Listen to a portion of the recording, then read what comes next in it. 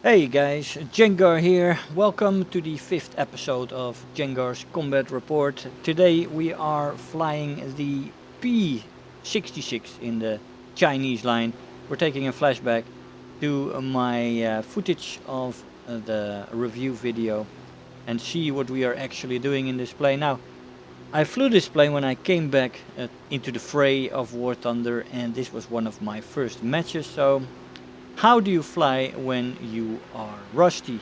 You gotta fly conservative and you gotta fly from a good positioning and a good setup. And when you then make the decisions, your aim will not be on point because you're rusty and all that jazz. What I'm doing here is already a little bit of a mistake. Hanging behind the bomber is not something you would do. My aim is still a little bit all over the place. Still, you see me aiming for the engines. I didn't get a fire, but I did get the kill eventually, wasting a lot of ammo and having to go back to the base. Now, the going back to the base is not always beneficial. There was a big fight out between my team and the enemy team, and there's only a few enemy planes left, and I am also one of the only guys left in my team. We are facing a BF-109. Now, as you know, the P-66 is a plane with limitations. It is not a fantastic plane. It is a fun plane. It's a sturdy plane. Has some good armament on it. But it is not far above average. And when you're flying something like an E3, which is one of the best energy fighters at its battle rating, you get into situations like this, where I come in with the energy advantage. That guy had turned towards me, but still he can easily pitch up to me. So I gotta remain smart here and try to get him down. Now we do get a crit here and a hit, so that means that he is damaged, and he is trying to well, stay out of my crosshairs here. But I am now, from this point onwards, in the advantage because he is critted and he gets more damage on the plane as of now. So he's losing some of his famed energy retention and acceleration here with all the damage that he has. Maybe even the engine that is damaged. And so at a certain point you're sitting duck when you have a damaged plane. But if I would not have gotten that crit, this fight would have been extended much longer. Now this is the first match that I'm showing, but in the second match you will see a fight against also a 109, where I just have many problems against the superior plane. We do get the fire eventually on this plane. I'm turning in to see if he needs more shots, but he doesn't, and we're gonna extend towards one of the last enemy planes. I think it is actually the last enemy plane, if I remember correctly. It's another bomber. Now we're in a head-on here. That is pretty good with the Heinkel. It does have a forward-facing gun, but it's 7.7 millimeter, 7.62, I believe it's for the Germans, millimeter machine guns. We do get 3 kills. That was one of my first matches in this plane. It was a decent match. But you don't get much spectacular if you still have to get used to a plane and you're rusty. It was just quite the fun start. But we're in a second match, and this is going to be an interesting match as well, where you will slowly see my team getting slaughtered, and me at a certain point being the only one left against quite a couple of guys. I think 4 or 5 guys that are left by that point. At this moment though, we're in the beginning of the match and we've got a 109 approaching. Again, superior plane immediately realize that you are not in the advantage here unless this guy is starting to make mistakes. Now the mistake here seems to be climbing while you're AFK. That is never a good idea, guys. I mean, if you're new to this game and you think you can just run off for an undisclosed amount of time, that is not a good idea. Just at least fly back to your airport, to your airfield, while you are at it. and make sure that you're safe while you are opening the door to the pizza man or whatever it is. In the meantime, we are above 2 109s, again 2 planes that are superior to me. I am looking around me while I complete my loop. There's always something I like to do when I'm making my loop, get into the camera control and look around me for a sec to make sure that there is nothing approaching above me, make sure that I still have the superior position and that I can, with a relaxed and calm mind, attack these people below me. That is what we call situational awareness. As the BF-109 is now aiming for me, he is starting to stall out for me though, so I'm closing in on him, trying to get the right lead, and we do get a major engine fire there, which is good. Probably mean that he will die, but although you're never sure, he is very far from his own airfield. There is no escaping that. I am not gonna go after him to secure the kill, to be sure, because it would take me below these other two 109s, even maybe below the Corsairs there, and that is just a crying shame. So if you crit somebody on fire, but you're still in a position where you are outnumbered massively, as we are, then you don't want to lose your energy advantage. You got to take all the other planes into mind and make sure that you keep the superior position. Now, we have, as you saw, there were 2 Corsairs left and 2 109s, so that's 4 planes. And there were also 1 or 2 bombers left, so in at least a 1 versus 5 right here. And we got a Corsair in our crosshairs here, and in the distance there you can see 2 dots climbing towards their airfield, or at least they're still close to the ground right now. Don't actually see them right now, but I saw them before, and they are moving on the move to their airfield, so I gotta finish this Corsair quickly. I don't know what they're doing. I didn't know if they were reclimbing, if they were out of ammo. So when you're in situations like this where you're in a 1 versus many, you've got to think about what other people are doing, and it puts you on a clock. We cannot spend an eternity with this Corsair. As we loop over, and we are in the superior position again, but of course the Corsair is the better plane. But it is not as superior in the energy fighting compared to this plane as the 109 is. It is a much better boom and zoomer though, but this guy was low and he was slow. So to build up, there they are, if you saw them. 2 dots above that hillside over there. So I am now in a dangerous position. I am lower than those 2 dots right there, and I'm not sure what they're doing. But I have to thin the numbers, so it's a definite risk I'm taking here. It's a choice I'm making, calculated risk.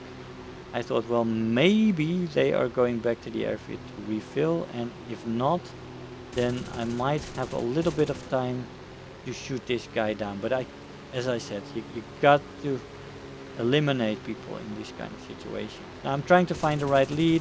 It's always difficult when somebody is right in front of you showing a small profile, but we do get the right lead there and evaporate him. I'm trying to cut the other way and get some distance on these 2 guys. I'm checking, see what they're doing, and I am slowly realizing that that guy over there was actually losing altitude. So I decided to fly back a little bit more. Maybe I saw some dots, I believe it was, that made me decide to go back this way, because those 2 guys were going back to their airfield. And I decided not to go to the airfield, but I saw these other dots at one of our bases and I thought to check it out. So this is a D4Y2, that is a Japanese dive bomber. And again, we're in the superior position. This is just about finding the right lead. He's trying to turn. And we do set 2 fires in both wings. We saw another dot there, so we're gonna extend immediately towards that side. I am trusting 2 fires to finish the job, and it does happen there. Again, we saw that dot over there, but in the end, we did not get them and our tickets ran out. Unfortunate. But there were at least two more people alive in that match. Could have been a 6-kill match maybe if these maps don't have bleeding tickets from AI targets. Unfortunately, I always find it very disappointing when a match ends like that. It's very unsatisfying. But we're going into another very interesting fight here with the P-66. You saw that he disappeared right now, but there is a 109 there in the clouds. He is diving below the clouds right there, right now. And that is a superior plane again compared to mine. And he is picking up a lot of energy right there. I am not sure yet if he is aware of me, but he is gonna be soon. I am now diving on him as he's coming closer. I don't think he was aware of me because he is totally focused on doing things that you would never do with somebody above you. And I get a hit and a crit. So a hit and a crit are in on the BF-109 F1. He is damaged, at least somewhere. Maybe it was the landing gear, but look at this. I am already in the disadvantage almost because of his maneuverability. F1 is a fantastic plane, one of the best planes at its battle rating. And this P-66 is not too great. We have deployed the flaps and we are trying to maneuver with this guy, but as you see, it is gonna be difficult. The F1, even damaged with a crit and a hit, is competing with me without a problem. And we are now, as I start to realize, in the defensive. He gets a hit on me here, and we are now in survival mode. Whatever the crit was that we did, this guy is, he knows what he's doing. He's not a bad pilot. And I deploy flaps. Flaps raised again because I don't want to rip them off here. I was not quite sure where the rip speed lay at this particular time yet. But we're in the defensive. You keep your eyes on the enemy plane and start to counter his moves. So as you see, he's trying to get a shot there as he is hovering over me. I decided to make a little bit of a split S in the dogfight. Rolling over, he's gonna get a shot here, so I'm rolling to the other side. He's getting another shot there, but we are moving straight to the left there. And this is how you counter it. Here we're just in a sustained turn, and I'm trying to make it more difficult for him by making small yo-yos. And that helps make the aim a little bit more difficult for him. He was also shot again, so he cannot keep up this turn, I noticed, and he gets killed by our ally there. But that's also one of the things that you've got to learn, the defensive flying, especially when you know you're flying not the best plane in the world. That's an understatement in this P-66. It is not a great plane. It's not excelling. And when you're flying planes like the Ki-44 in maneuverability and energy fight, it's far superior to this plane, just like the 109 is as well. And you gotta watch the enemy planes, what they're doing in that fight with the 109. Even though we didn't finish him ourselves, we stayed alive for a long time, long enough for allies to come in to save us. That's always got to be the aim. It's always great training moments as well when you're in an average plane against an excelling plane and you are trying to survive. Now there's something to say for the pilot skills. I don't know how good he actually was, but now here this is a good trick that Ki-44 is doing. He's trying to lure me into stalling out. And that is a classic stall maneuver. I almost fell for it, but I just in time got out of it. Again, we are looking at him, we are countering. I'm not just doing something with his rolling, I'm countering his movements. So don't just roll. It is, of course, an option just to do a rolling corkscrew defensive. That means that you're going from up to down. And then a rolling corkscrew is a good thing to do. But if you want to be perfecting that, you want to adjust your movements to what your enemy is doing. But that is something that can grow if you're not familiar yet too much defensive flying.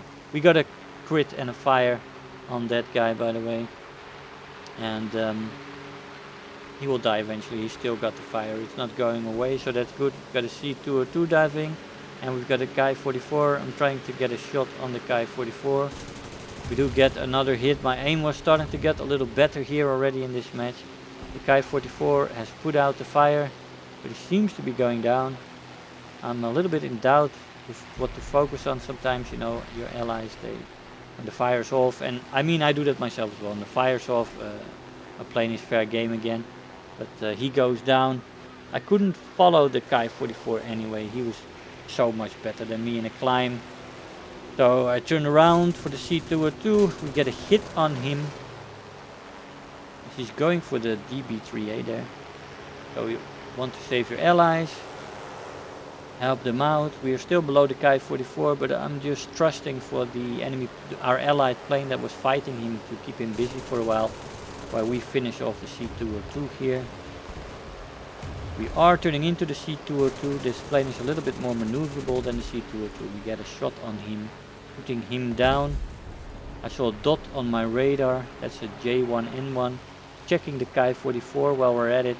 He's still fighting two other planes, so I am cool for this J1N1. We're gonna put some pot shots in him. My last 12.7mm machine guns are pushing into him. We've got the MG, the smaller calibers, where we finish him off. Easy shot in the end there.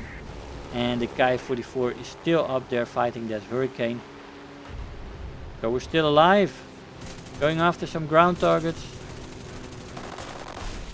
as we try to finish this match. Now, the P-66 is a decent plane. On many skill points, no more than average. They are going after that Heinkel 111 there. The Ki-44 eventually got killed. And we're just grinding out some soft targets here to increase the research point amount that we'll be getting from this match.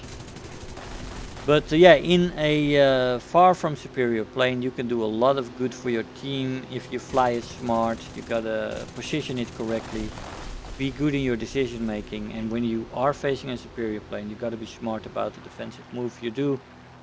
But it can perform there for you. It definitely can. Guys, I hope you enjoyed the video. I want to thank you all for watching, and I'll see you guys next time. Bye bye.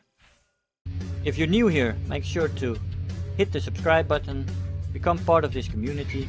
If you are already a subscriber, don't forget to like the video, do leave me a comment, and if you really feel like helping out today, make sure to share the video with your friends and let them know about the channel.